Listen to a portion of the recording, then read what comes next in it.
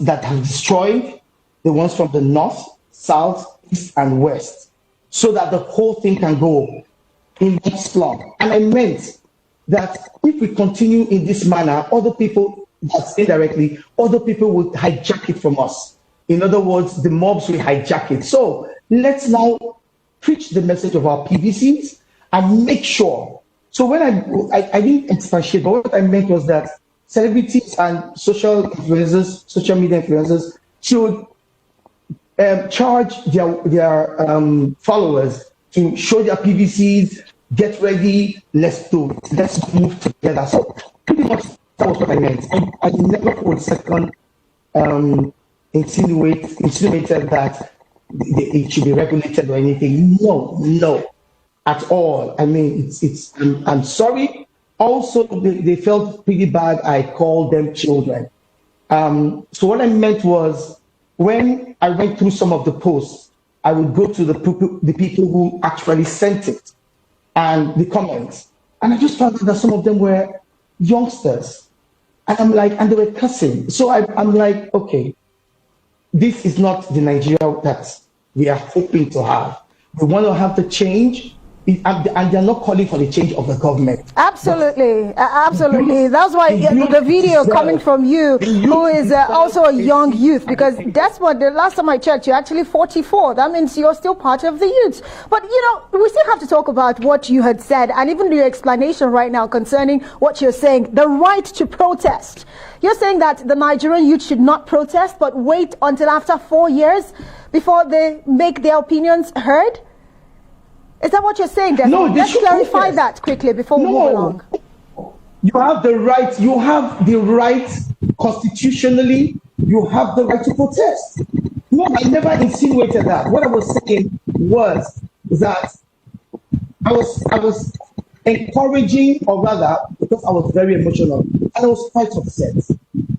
I was saying all those who can influence this change, whilst we are doing this, we should also be sending another narrative, which is we can win this by way of our election. We can get a seat at the table. We can now have our budget and the look at we can influence the youth, because the mobsters didn't understand that it was a peaceful protest. If we now emphasize and put so much on vocational education, and put so much in educating them, put so much in understanding who we are as a people, I think it will help. So that was what I meant. That was what I meant, and I totally apologize if it came out the other way, the wrong way. And yes, as a youth, I totally stand for the rights of the youth. I totally stand for what the youth stands for. Now I'm really excited that you came on this interview, because there's a lot of clarifications that you have made so far. But still talking about clarifications, there was something you said about, the government at the center and the fact that the states don't have as much power as they're supposed to do. Are you calling for restructuring, Desmond, as we get ready to wrap up this conversation?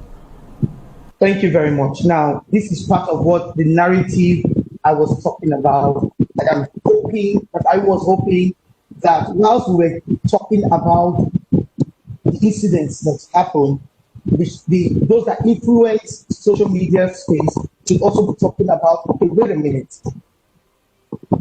We should encourage the regions to grow. We should start having true federalism. And yes, which is one of the reasons I came into government, because I believe strongly in true federalism. Because I feel there's so much concentration of power at the center. And with that happening, we ask, who ordered the army? Who ordered the police? Who ordered this? I believe we should start having state police. We should start having, equipping the regions. Let every region begin to grow and grow the way they want to, and decide how they want to grow. And then the center will just be making sure that things are going well. That was what I was hoping, when I pushed all that out. But right. I totally once again apologize for Well, coming out Desmond, I don't know, but there's something off about your audio. We're really struggling. I don't know if it's a fan around you there, but it's really interfering with, we getting clarity from all that you're saying. But as we wrap up this conversation, Desmond, the panel of inquiry that has been set up by the Lagos State government, let's talk about how much support the Lagos State House of Assembly will be giving to not just the government now, but also the victims of police brutality to ensure that justice is served. Wrap up in about 30 seconds or less, if you can. Okay, real quickly, I'm not here to speak on behalf of the Assembly. I just came to clarify what's going on. But today we had the stakeholders meeting. The one I had in Surulere, it happened in all state constituencies in Lagos State, organized by the State House of Assembly. Issues of police brutality came up. We agreed that everybody, even if someone was shot by way of stray bullets, put down your name, and I promised that we were going to walk it through and make sure it got to the judicial panel that was holding. So the Assembly is totally, unequivocally in support of the youth protest. In support of the protest and not in support of regulating social media. Desmond Elliot, thank you for joining me tonight.